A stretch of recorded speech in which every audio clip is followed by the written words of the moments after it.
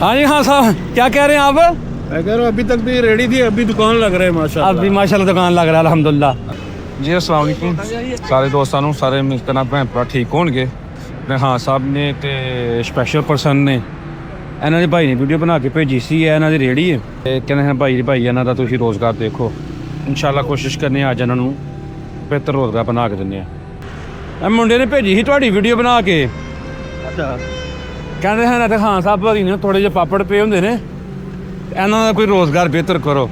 बहुत शुक्रिया अल्लाह ताला ने जनाब अज भेजा सानू।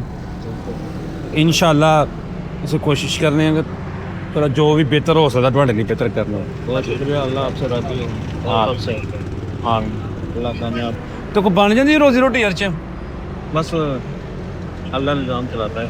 चलो अल्लाह का शुक्र है। असी थोड़ा रेडी इंशाल्लाह अपडेट कर रहे हैं, इंशाल्लाह तुम खुश होवोगे इंशाल्लाह। बाजू का भी मसला ना है जी, दोनों का एक दोनों बाजू का भी। चलो अल्लाह खैर करता इंशाल्लाह। लियाओ हाँ यार फ्लैक्स कट के उथों।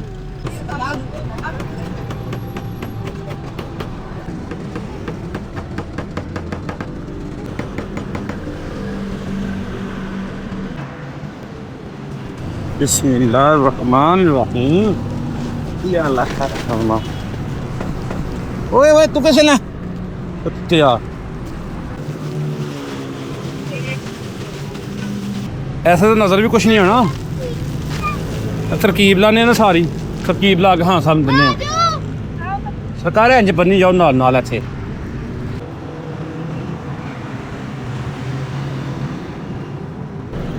हाँ जी हाँ साहब, क्या कह रहे हैं आप? मैं कह रहा हूँ अभी तक भी रेडी थी, अभी दुकान लग रहा है माशाल्लाह। अभी माशाल्लाह दुकान लग रहा है अल्हम्दुलिल्लाह। कैसा अच्छा लग रहा है आपको? अभी इंशाल्लाह आपका रोज़गार थोड़ा बेहतर होगा। अभी देखने में भी खूबसूरत लग रहा है ना, वही है ना। साथ में आपका कॉलेज है, जो बच्चे आएंगे चलो वो ये बबल्स वगैरह टॉफ़ी बिस्कुट वगैरह खाते हैं वो, तो इंशाल्लाह आपका रोज़गार बेहतर होगा। लो हाँ बिस्मिल्लाह करो, हम बोनी भी होने लगी है माशाल्लाह।